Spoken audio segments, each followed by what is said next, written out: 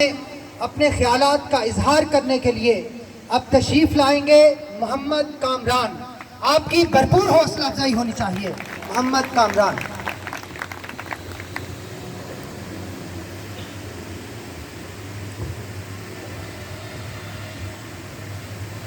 نحمدہ ونصلی ونسلم علی رسولہ النبی الکریم. اما بعد فاعوذ باللہ من الشیطان الرجیم. بسم اللہ الرحمن الرحیم. وَقُلْ جَاءَ الْحَقُّ وَزَهَقَ الْبَاطِلُ إِنَّ الْبَاطِلَ كَانَ زَهُوقًا. إِنَّ الْبَاطِلَ كَانَ زَهُوقًا.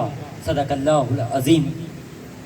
عزیزان محترم، فصل گل ہے اب جہاں میں، اے شہیدو تم کہاں ہو. فصل گل ہے اب جہاں میں، اے شہیدو تم کہاں ہو.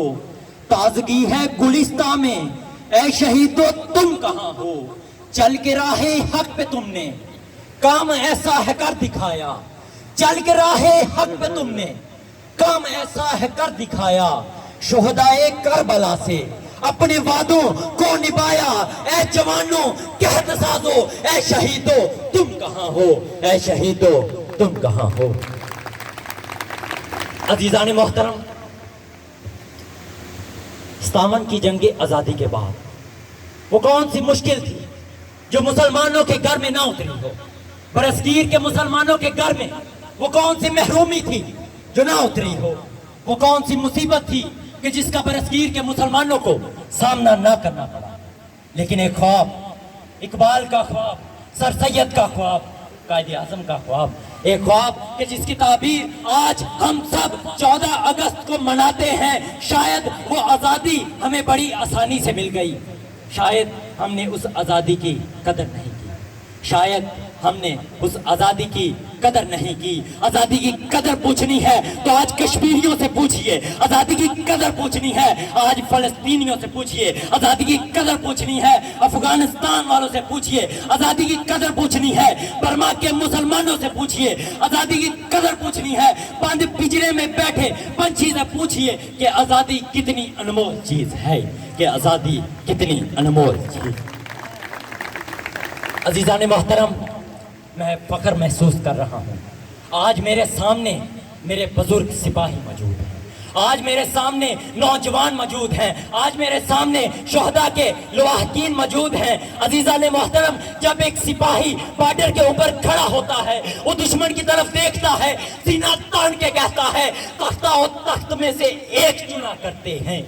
تختہ و تخت میں سے ایک چنا کرتے ہیں. ہم عجب شان سے دنیا میں جیا کرتے ہیں. توپ کیا چیز ہے، بندوق کسے کہتے ہیں. ہم تو ٹینکوں کی صفیں چیر دیا کرتے ہیں. اور ہم تو رکھتے ہیں شہادت کو مطلوب و مقصود تب سے جب ہم ماؤں کی گود میں دودھ پیا کرتے ہیں. جب ہم ماؤں کی گود میں دودھ پیا کرتے ہیں. عزیزان محترم، آئیے بات 65 کی کرتے ہیں. 6 ستمبر 1965 جم خانہ کلب میں چائے پینے کا خواب. حاضرین محترم، آپ سب اس بات کا ثبوت دیں گے. چائے پلائی گئی، چائے پلائی گئی. دشمن نے کہا "It is fantastic, it is fantastic". لیکن 6 ستمبر کو نہیں، بعد میں پلائی گئی. پائلٹ گرایا گیا، چائے پلائی گئی. پائلٹ نے کہا "It is fantastic, it is fantastic". تو مودی سن لو، یہ میں پیغام دینا چاہتا ہوں. آج اس پروگرام سے مودی آپ کو پیغام دینا چاہتا ہوں. ہری ہے شاخ تمنا، ہری ہے شاخ تمنا، ابھی جلی تو نہیں، جلی ہے آگے جگر، ابھی بجھی تو نہیں. جہاں کے دیواں سے گردن وفائے شاہ کی کٹی تھی برسر میداں مگر جھکی تو نہیں. کٹی تھی برسر میداں مگر جھکی تو نہیں. امام حسین نے آج میرے سپاہی کیوں بارڈر پہ کھڑے ہوتے ہیں، کیوں سینہ تان کے ٹینکوں کے نیچے جا کر چھلانگیں لگا دیتے ہیں، اپنی جانیں قربان کر دیتے ہیں. ہمارے پاس کربلا کی تاریخ ہے. حاضرین محترم، امام حسین نے اپنا سر کٹا تو دیا لیکن دشمن کے آگے جھکایا نہیں. یزیدیت کا آج نام باقی نہیں ہے. حسین کل بھی باقی تھا، حسین آج بھی باقی ہے. حسین کل بھی باقی تھا، حسین آج بھی باقی ہے. عزیزان محترم، میرے سامنے میرے بزرگ سپاہی موجود ہیں. میرے سامنے میری مائیں بہنیں موجود ہیں، میرے سامنے میری آنے والی نسلیں، میرا نوجوان موجود ہے. میں اب سب کو کہنا چاہتا ہوں، آسماں جلدی زمین پر نہیں آنے والا، آسماں جلدی زمین پر نہیں آنے والا، اب کوئی اور پیغمبر نہیں آنے والا.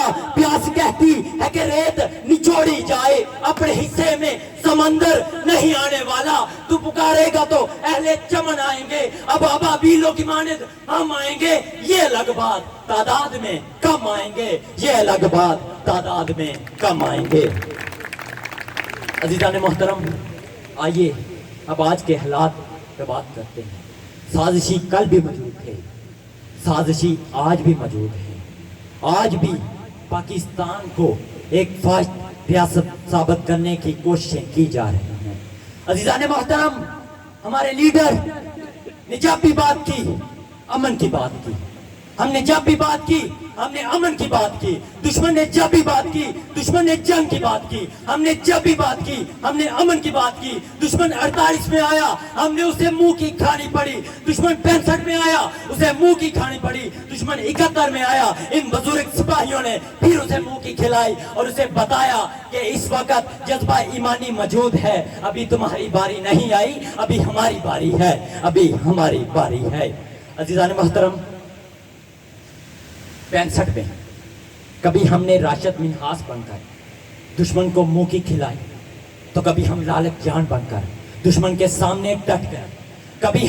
کبھی ہم آج بھی ہمارا سپاہی مقبول حسین اپنی زبان کو کٹا تو سکتا ہے، آپ سب کی بھرپور تالیوں میں مقبول حسین اپنی زبان کٹوا سکتا ہے، لیکن دشمن کی ہاں میں ہاں نہیں ملائی. حاضرین محترم، دشمن نے اتنے سال 55 سال ہو گئے، حاضرین محترم، جنگی قیدی بنا رہا، اپنی زبان کٹوا دی، لیکن دشمن کی ہاں میں ہاں نہیں ملائی. کیوں؟ کیونکہ وہ غیور باپ کی اولاد تھا، وہ اس وطن کا سپاہی تھا، وہ حسین ابن علی کا سپاہی تھا، وہ کربلا کی اس تاریخ کے ایک سپاہ سالار تھا کہ جس نے اپنی زبان کٹوائی ضرور، لیکن دشمن کی ہاں میں ہاں نہیں ملائی، دشمن کی ہاں میں ہاں نہیں ملائی.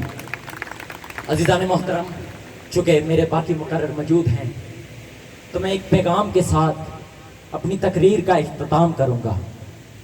میرا پیغام پاکستان کے اندرونی یا بیرونی تمام دشمن سن لیں، یہ ٹائیگر فورس جڑاوالا کا پیغام نہیں، یہ پورے پاکستان کی ٹائیگر فورس کا پیغام ہے. یہ پیغام پوری دنیا، بالخصوص انڈیا، بالخصوص اسرائیل، بالخصوص وہ تمام عناصر جو ہمارے خلاف سازشیں کر رہے ہیں، ان سب کے لیے میرا ایک پیغام ہے، جس کے بعد میں سپیکر کے حوالے مائک کر کے چلا جاؤں گا. ایک پیغام ہے، ہم امن چاہتے ہیں مگر ظلم کے خلاف. ہم امن ضرور چاہتے ہیں، ہم امن چاہتے ہیں مگر ظلم کے خلاف. اگر جنگ لازمی ہے تو پھر جنگ ہی صحیح، ظالم کا ساتھ دے وہ ظالم کے ساتھ ہے، قاتل کو جو نہ ٹوکے وہ قاتل کے ساتھ ہے. ہم اٹھ کھڑے ہوئے ہیں کہ حق فتح یاب ہو، کہہ دو اسے جو لشکر باطل کے ساتھ ہے. اس ڈنگ پہ ہے زور تو یہ ڈنگ ہی صحیح، اگر جنگ لازمی ہے تو پھر جنگ ہی صحیح. کیونکہ یہ زر کی جنگ ہے نا زمینوں کی جنگ ہے، یہ زر کی جنگ ہے نا زمینوں کی جنگ ہے. یہ جنگ تو بقا کے اصولوں کے واسطے، جو خون ہم نے نظر دیا اس زمین کو وہ خون ہے گلاب کے پھولوں کے واسطے. ٹوٹے گی صبح امن لہو رنگ ہی صحیح، اگر جنگ لازمی ہے تو پھر جنگ ہی صحیح، اگر جنگ لازمی ہے تو پھر جنگ ہی صحیح. آپ کی سماعتوں کا شکر.